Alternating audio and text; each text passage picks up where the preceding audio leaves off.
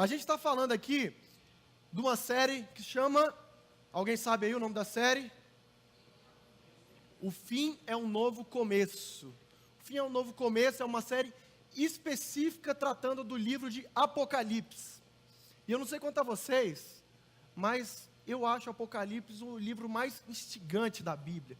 Aquele livro que gera mais curiosidades.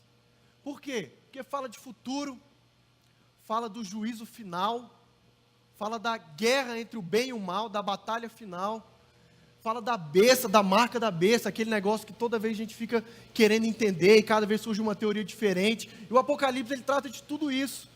Então eu tenho uma experiência particular com o livro de Apocalipse, e quando eu estava, acho que no auge dos meus 14, 15 anos, eu decidi assim, não, eu quero ler um livro da Bíblia. Nunca tinha lido um livro da Bíblia inteiro assim, né? Aí eu falei, não, eu quero ler um livro da Bíblia. Fiquei pensando qual livro eu vou ler. E aí decidi, não, eu vou começar de Apocalipse, porque Apocalipse é o livro, né? Apocalipse é explosão, é guerra, é aquelas coisas. Eu falei, vai começar por Apocalipse. E aí sentei, me comprometi com isso, li o primeiro, segundo, terceiro capítulo, até terminar depois os 22 capítulos de Apocalipse. E aí no final eu cheguei à conclusão que eu não entendi nada do que estava ali naquele livro. Eu não sei se você já teve esse mesmo, se você já leu Apocalipse, você pode ter passado por uma coisa parecida com isso. Mas eu não me contentei. Eu falei, não, calma aí, não entendi nada, não é possível, eu vou ler de novo. E aí peguei lá minha adolescência, fui ler, vou ler Apocalipse tal, e li segunda vez, aí da segunda vez piorou, tudo que eu tinha entendido no começo, eu já não entendi mais da segunda. Aí eu falei, deixa o Apocalipse um pouquinho de lado. E aí até sábado passado, quando eu vi a palavra brilhante do Pedro aqui, quem esteve aqui pôde perceber, comecei a entender um pouquinho de Apocalipse, né? Depois de um tempo aí, uns 10 anos já na caminhada, a gente começa a entender, e hoje estou aqui falando com vocês. Então, eu creio que Deus vai usar aqui, porque o que sair daqui e for proveitoso é só por conta dele, não é por minha conta. Então a gente combina assim. Apocalipse, como eu falei, ele é um livro muito instigante, porque ele trata de uma revelação. E o que é uma revelação? Revelação é algo que estava velado e que agora a gente consegue ver, porque foi revelado. Esse é o significado da palavra revelação. Aquilo antes que estava debaixo do véu, agora foi aberto e nós podemos ver.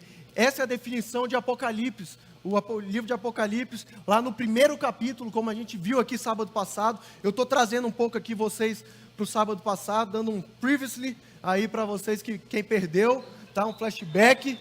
Então aqui, ó. Rapaz. Muito seriado, né? Quando você assiste seriado, previously on Lost, previously não sei o quê, você vai aprender essas palavras. O que é Apocalipse, então? Revelação de Jesus Cristo, que Deus lhe deu para mostrar aos seus servos o que em breve há de acontecer. O livro de Apocalipse, beber aqui que não sei falar que a boca seca rápido, viu? Mas o livro de Apocalipse, ele é justamente isso. Ele foi escrito porque Deus queria fazer uma revelação para o homem. Ele não foi escrito, não é nenhuma ideia do livro de Apocalipse ser um livro de ocultismo, que a gente tem que ficar tentando adivinhar, tentando entender o que está escrito ali, algum tipo de enigma. Não é essa a ideia de Deus quando revelou Apocalipse para João. Não é. A ideia dele era justamente fazer uma revelação. E revelação é aquilo que a gente não conseguiria por si só entender e contemplar. Então Deus, ele vem ao nosso encontro, ele encontra João e leva a mensagem, ele revela. Revelação não é uma constatação, sabe? Não é uma percepção que a gente consegue ver depois de um tempo estudando, a gente, não, agora entendi, isso aqui é o que aconteceu. Não é. Apocalipse é uma revelação de Deus para nós.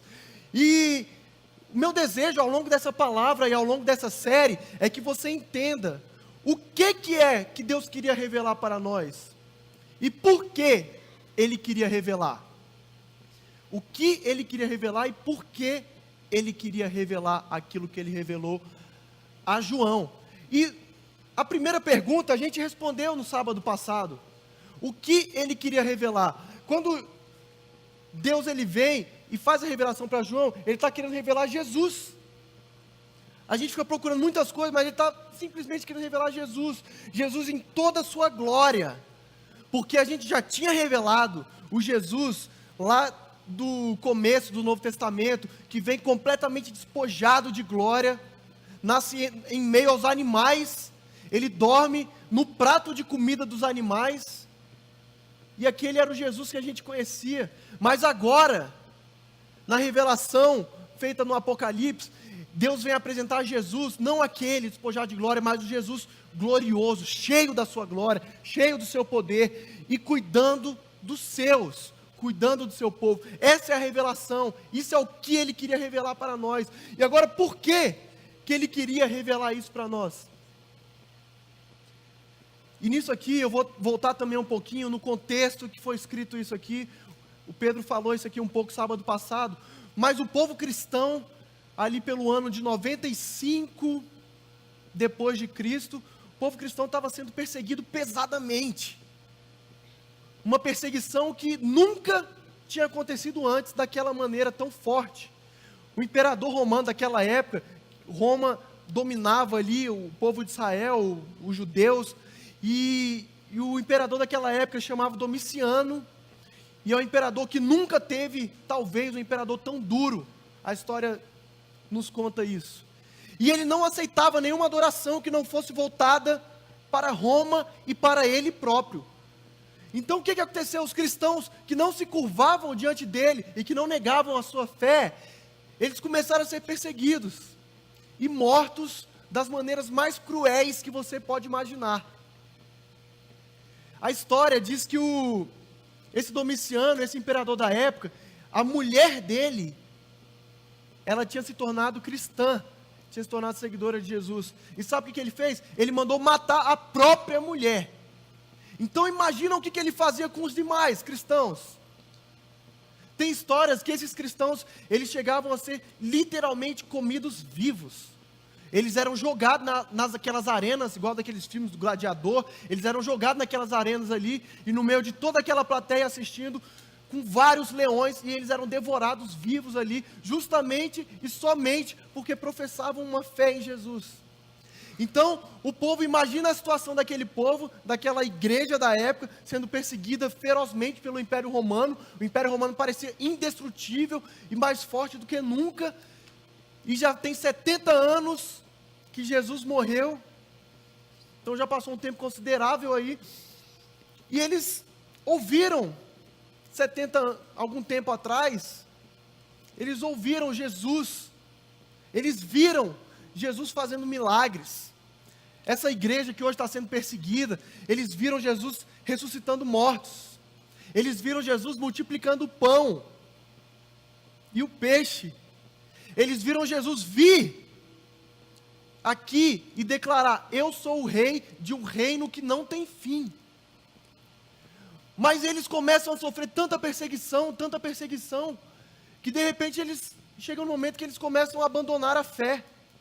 Eles começam a pensar: esse Messias que eu acreditava que era o prometido, eu acho que ele é falso, eu acho que ele não é verdadeiro, sabe?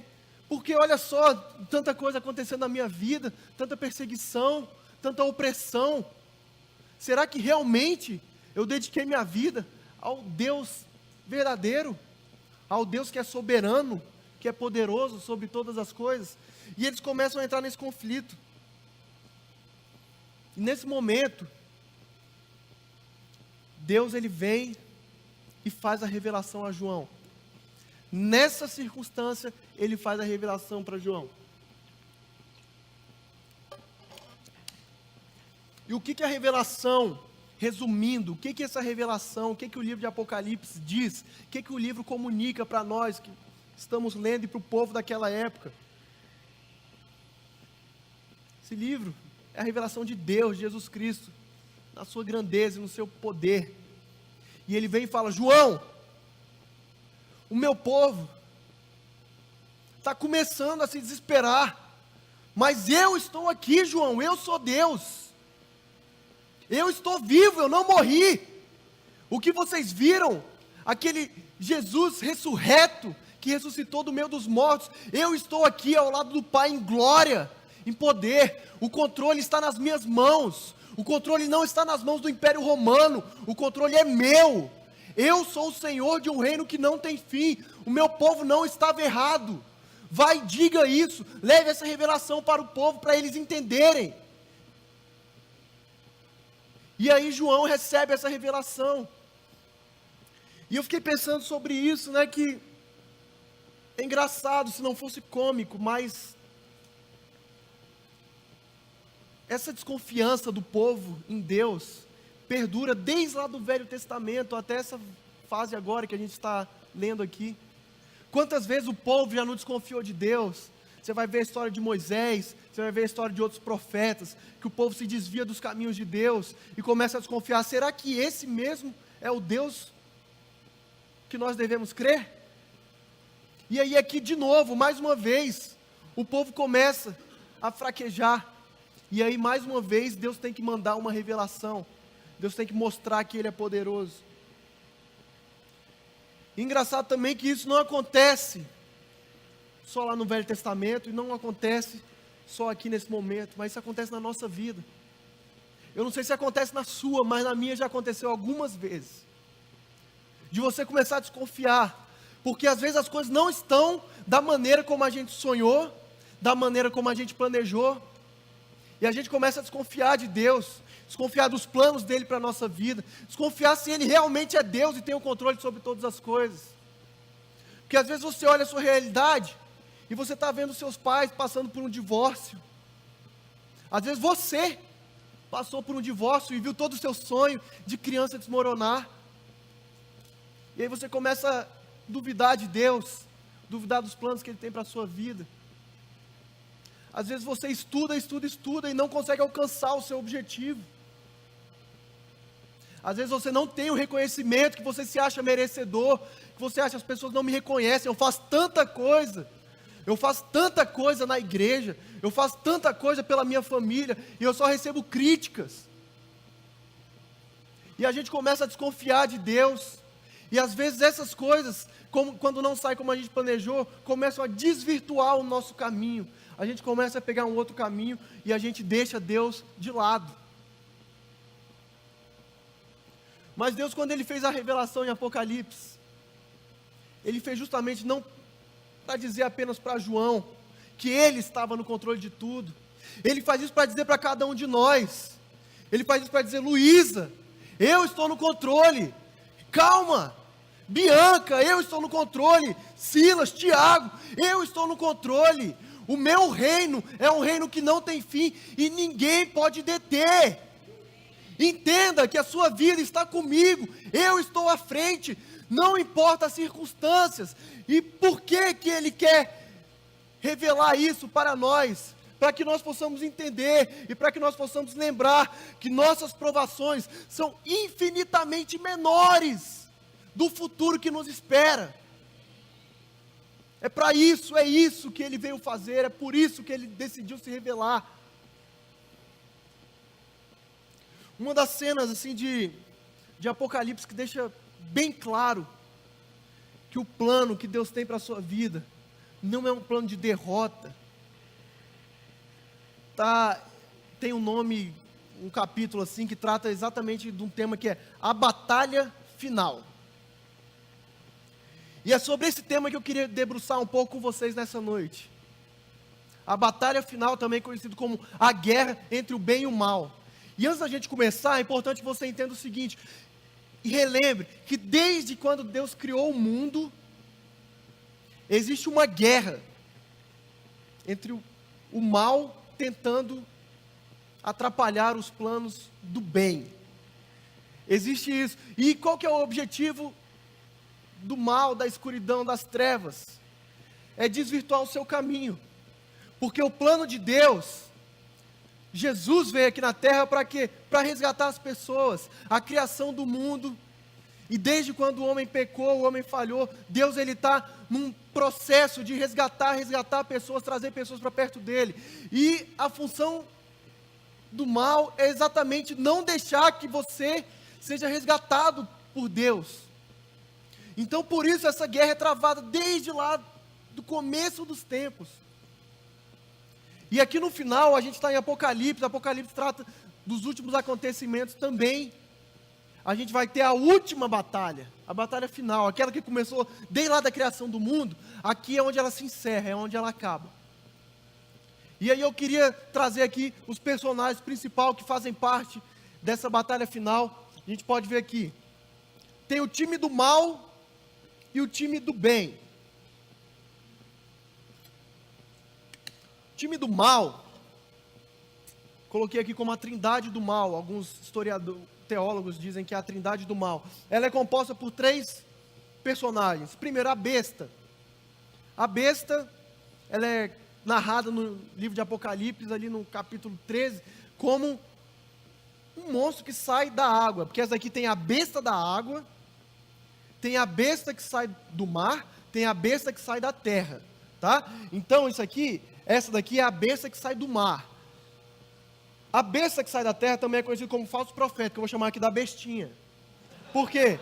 Porque a besta que sai do mar, ela é grandiosa, maior assim, e o falso profeta, a função dele é testemunhar a favor da besta que sai do mar. É levar pessoas a acreditarem na besta que sai do mar como sendo uma heroína, sabe? Algo poderoso, digno de ser seguido. E também outro personagem que é tratado aqui é o dragão. O dragão, ele nada mais é do que aquele que foi a serpente lá no Jardim do Éden, e agora vem aqui como dragão, é o diabo, é Satanás. O livro de Apocalipse traz isso, falando que o diabo, ele vem na figura do dragão. Então, essa trindade do mal, eles conseguem durante muito tempo, durante toda a história, recrutar pessoas, aquelas pessoas que rejeitaram adorar o Deus dos deuses, Jesus Cristo. Essas são as pessoas que a trindade do mal vai recrutando para eles, e eles formam um exército. E no final dos tempos diz que esse exército, ele vai pelejar contra o exército do bem. O bem, ele tem um personagem principal, que é o cavaleiro no cavalo branco. E agora eu vou trazer aqui para vocês a descrição desse cavaleiro no cavalo branco, como uma apresentação daquele que vai chegar ali na luta ali, né? Como se fosse aquele momento do UFC. Vamos entrar aqui comigo no meu pensamento. Que é o momento do UFC que você é apresentado, fala ele que tem isso, tantos metros, tanta envergadura e tal. A palavra aqui começa também a mostrar quem que é que está vindo ali do outro lado do time aí do bem. E aí eu queria que vocês acompanhassem aí Apocalipse 19, 11. Fala da visão que João teve. E ele diz assim: vi o céu aberto e diante de mim um cavalo branco, cujo cavaleiro se chama Fiel e Verdadeiro. Ele julga e guerreia com justiça. Seus olhos são como chamas de fogo, e em sua cabeça há muitas coroas, e o nome que só ele conhece, e ninguém mais. Está vestido com um manto tingido de sangue, e o seu nome é Palavra de Deus. Os exércitos do céu o seguiam vestidos de linho fino, branco e puro, e montados em cavalos brancos. De sua boca saía uma, leia aqui comigo, de sua boca saía uma, porque isso aqui vai ser importante no final. De sua boca saía uma espada afiada, com a qual ferirá as nações. Em seu manto e em sua coxa está escrito este nome: Rei dos Reis e Senhor dos Senhores. Ele fez a descrição de quem é o cavaleiro no cavalo branco. E ele também fala da besta. Então vi a besta, os reis da terra e os seus exércitos reunidos para guerrearem contra aquele que está montado no cavalo e contra o seu exército. Então é aquela cena. Tem um exército do cavaleiro no cavalo branco, junto com várias pessoas também montadas em cavalos brancos. E tem do outro lado a besta, junto com o seu exército também, formado pelo decorrer dos anos aí. E ele monta aquele exército, e agora vai ter o momento do confronto.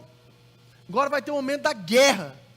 É o momento que você para ver assim, você fala, aquelas cenas, sabe?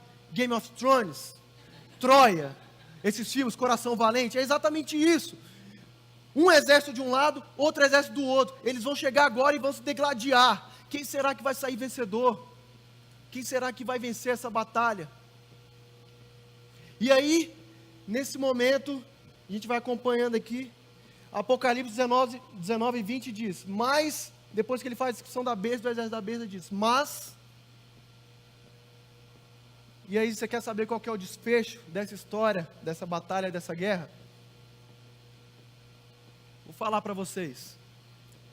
O cavaleiro branco, ele fala assim, besta, falso profeta, vocês estão presos, vão ficar no lago de fogo do inferno.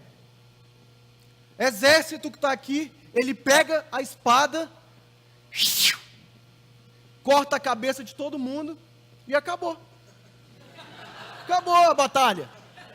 Eu fico imaginando assim, que tem alguns cavaleiros do exército dos cavalos, estão ali nos cavalos brancos, eles devem olhar assim, um cara que estava um pouco distraído, pô, e aí, vamos guerrear, já foi, cara, já acabou, não tem guerra, não tem luta, porque quando Deus ele está na direção das coisas, não há batalha, não há, a vitória já é garantida, a vitória é garantida, tanto no juízo, na batalha final, quanto nas nossas vidas é da mesma maneira, porque essa guerra aqui, Jesus já ganhou, quando ele morreu na cruz e ressuscitou ao terceiro dia, o diabo já se lamentou porque ele sabia que ele tinha sido derrotado. E aqui é apenas uma continuação do que ele já sabia que aconteceria. Ele tenta enganar pessoas, porque o diabo ele é um enganador, ele tenta juntar o exército dele, enganando pessoas, falando, a gente vai conseguir vencer, a gente vai conseguir destruir, e aí ele chega lá, ele vai confrontar o exército de Deus, a batalha nem começa, já termina, nem começa e já termina. Impressionante a gente imaginar que, como Jesus, ele aniquila com extrema facilidade o adversário. A vida com Jesus é assim, ele não dá chance para a derrota. Com ele, você já tem a sua vitória garantida. Isso aqui não é um discurso de prosperidade, não, isso é a Bíblia, é o Apocalipse aqui contando, estou lendo com vocês. O resultado da batalha final é um reflexo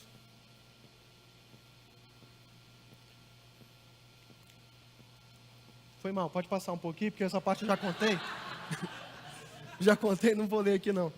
Mas, o que eu queria que a gente saísse daqui entendendo hoje, é que o resultado da batalha final é um reflexo da nossa vida com Jesus.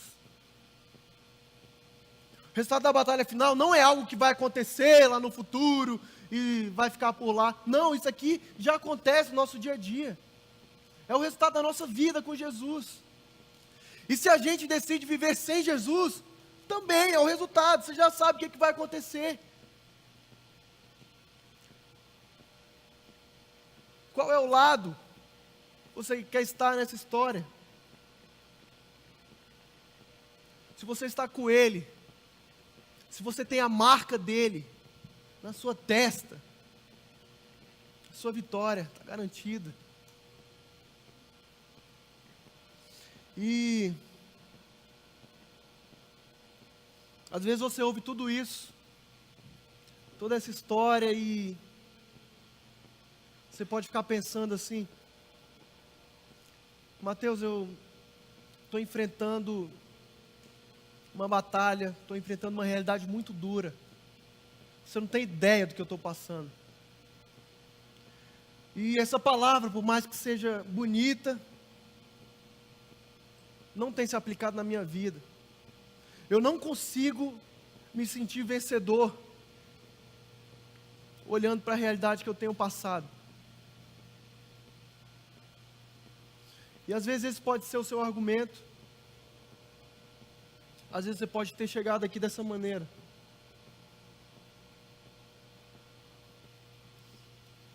Às vezes você está aqui e você já deu tudo de si para mudar as circunstâncias ao seu redor. Você já gastou a última gota de suor e nada muda. Você não consegue mudar ninguém. Você se esforça, mas no final parece que você sempre sai derrotado. Eu não sei se você sente assim nessa noite. Eu não sei quais dificuldades que te assolam. Eu não sei quais batalhas que vêm diante de você. Mas, se você já deu tudo de si, se você já chegou ao seu fim, eu queria dizer que Deus tem um novo começo preparado para a sua vida. Porque quando a gente desiste, quando a gente fala, eu já tentei de tudo, eu já me entreguei, eu já fiz, eu não aguento mais. É nessas horas que você se entrega e fala, Deus, eu não aguento mais. Que Ele vem, te pega, te leva no colo e fala, agora você está preparado para viver o novo começo que eu tenho para a sua vida. Porque quando você chega no seu final, é aí que eu entro com o meu começo. É aí que eu entro com a minha vida. E aí você vai saber o que é viver ao meu lado. Você vai ver que você, quando está no meu exército, você não precisa fazer nada. Não são os seus esforços, não é a sua vontade de vencer que vai te dar a vitória. É você caminhar junto comigo. Você está ao meu lado. Se o seu coração está quebrado, se por dentro você está com seus sentimentos feridos, Jesus está te chamando nessa noite, para que você viva um novo começo, uma nova história que Ele preparou para a sua vida. A gente viu 30 jovens do Área Mais sendo batizados ontem à noite aqui. 30 pessoas que decidiram ter um novo começo com Jesus. E eu queria falar uma coisa para você, se você se batizou ontem. Você pode ter uma certeza na sua vida, que o seu futuro, Ele guarda os melhores dias que você vai viver. Porque até então, o que você viveu não se compara, não chega aos pés. É uma eternidade de distância da vida que Jesus tem preparado para você. O diabo, ele é o maior enganador das nossas almas. E ele vai fazer de tudo para te desvirtuar do caminho que Deus preparou para você. E sabe o que é mais triste? Que às vezes ele consegue. Mas eu queria que você entendesse que tudo que te afasta do caminho de Deus é coisa do diabo. É porque ele está tentando recrutar você para o time dele, que já tem a derrota garantida. Então, não fraqueje, seja forte, persevere, porque a nossa coroa, a nossa vitória está garantida por causa de Jesus, e somente por causa de Jesus.